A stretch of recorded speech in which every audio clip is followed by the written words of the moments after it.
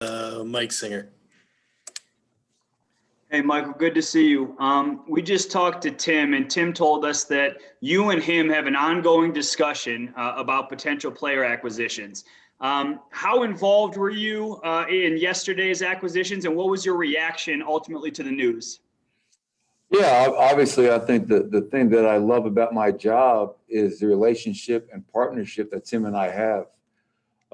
Sometimes you get caught up in titles, or president, head coach. We work together, all right? And we're trying to help this team win a championship. And obviously, Tim, Calvin, the entire front office, they spent hours and hours looking at possible scenarios, players that could help us. But through constant communication and collaboration, you identify players that, you think could help this team. And obviously, Aaron Gordon was one of those players. JaVale McGee was one of those players. We think those two additions, we are a better team. When I say that, it's also bittersweet. You lose a guy like Gary Harris, who I coached for 6 years. And it was a very emotional send-off, at the airport in Tampa yesterday for both RJ and Gary Harris. We're going to miss them. And obviously, Gary Harris in my 6 years has had a lot to do with our success on the court and a lot to do with us creating a culture that has allowed us to be the team we've been the last few years. So I would be remiss if I did not say thank you, Gary Harris. Thank you, RJ Hampton, for everything that you did for me, the Denver Nuggets, and the city of Denver overall. And they will definitely be missed. Joel Rush. Hey, Coach. Obviously, both Aaron Gordon and Michael Porter Jr. can play both the 3 and 4. Just wondering if you have kind of a vision of how those guys will slot in when they play alongside each other. Yeah, they can both play the 3 and the 4. Like you said, this game is becoming more and more positionless. I think the thing that excites me about Aaron Gordon is the defensive versatility that he brings to the table, his ability to guard some 5s, 4s, 3s, some perimeter players.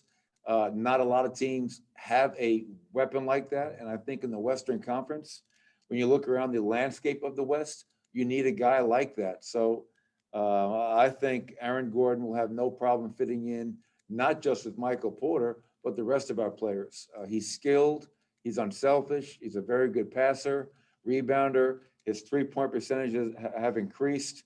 This was a really important acquisition. And I think JaVale McGee, the same thing. JaVale, people forget, and when I talked to JaVale yesterday, we spoke about this. We're not just getting JaVale because he's a rim protector. He's a great pick and roll, dynamic roller, lob threat. He's won 3 championships. He's been around winning.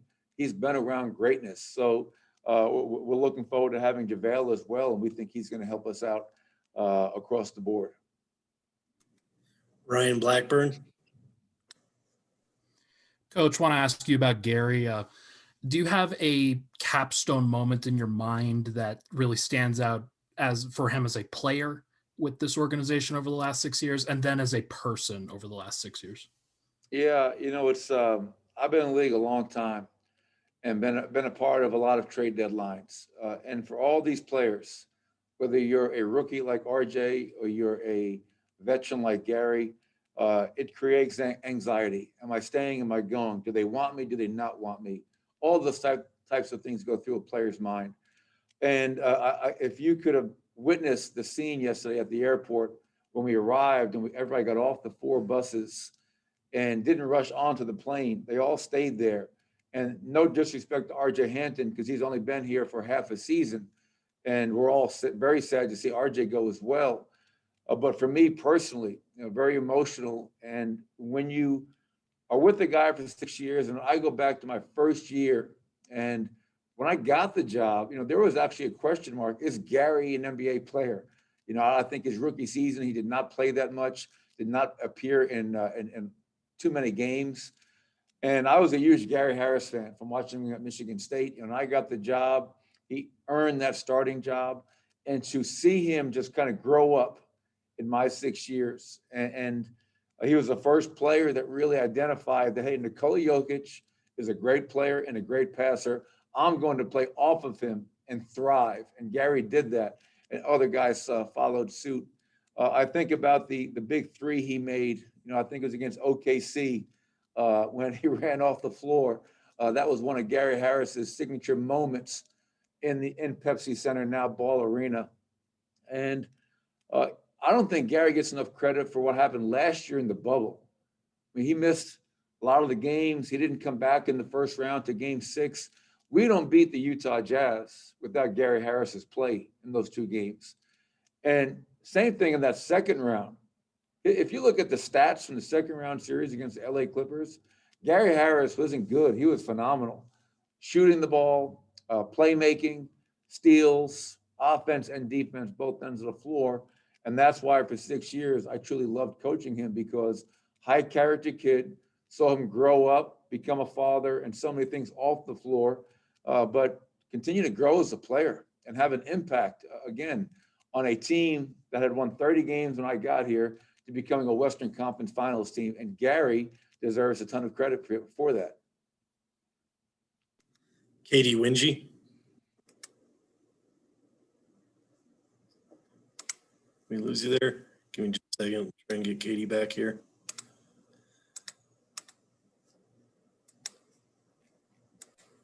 Go ahead, Katie. There we go. There we go. We got it unmuted. Coach, I want to ask, do you have any previous experiences with either JaVale McGee or Aaron Gordon? And if you do or if you don't, I guess, what have your conversations been like? You mentioned you've already talked to JaVale, but have you talked to Aaron Gordon ahead of him getting to Denver and joining this team? And what have they been like? Yeah, so I've never coached either one of them, Katie. Obviously, when you're coaching against somebody, you've coached against them for years. With Aaron, though, when I was the head coach in Sacramento, being in the Chicago pre-draft camp, when you interview potential draftees, we interviewed Aaron back then, loved his personality, loved his confidence, and just kind of following his career since then. Had a conversation with both players, obviously. JaVale yesterday, Aaron today, and they're both excited. I think the thing that is really neat, and Tim and I talk about this a lot, when I first got the job 6 years ago, and we would try to talk to players, Denver was not a preferred destination. It was kind of like whatever, Denver, I'm not interested. And what's been neat about the evolution of the Denver Nuggets in these last 6 years is that now we've become a team that players are interested in. They see the success that we've had.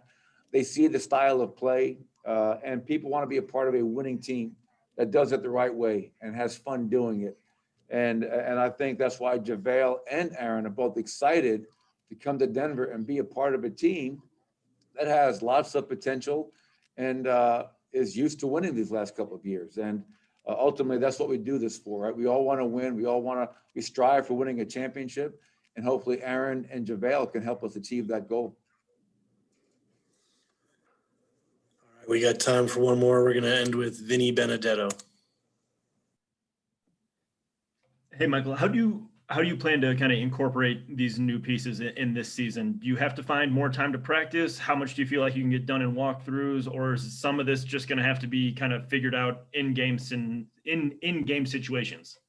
I think, Vinny, probably all the above. Obviously, I think we only have maybe 2, maybe 3. I know at least 2 instances where we have more than one day between games. So it's a very dense schedule of games as we move forward. So you have to use off days to bring guys in, to walk through, to script. You have to use maybe a shoot around here and there. And you have to introduce some things maybe during a game, out of a timeout. And then you can clean things up after. Hopefully, I think guys are there now, hopefully getting a lot of their physicals, all that stuff done. We'll get with those guys tomorrow as a coaching staff and, spend some time with them on the court, trying to get them acclimated up to speed with terminology, play calls, sets, offense, defense. And the best thing about it is modern day, we use a few different apps that they can access remotely to try to get ahead of the game a little bit, to start watching our offense and our defensive edits. So all those things combined will hopefully get them up to speed. But we're not going to gently work them in. they're going to play once they're cleared, they're going to go out there and play. And obviously, I think that's the best way we can get them up to speed. So that's the plan. By the way, I don't know if you guys realized tonight, we play New Orleans tonight. I appreciate all the questions about the Pelicans. They have a guy named Zion, a guy named Brandon Ingram, not bad. And we can talk about them after the game. All right, I'll see you then. Thank you, Coach.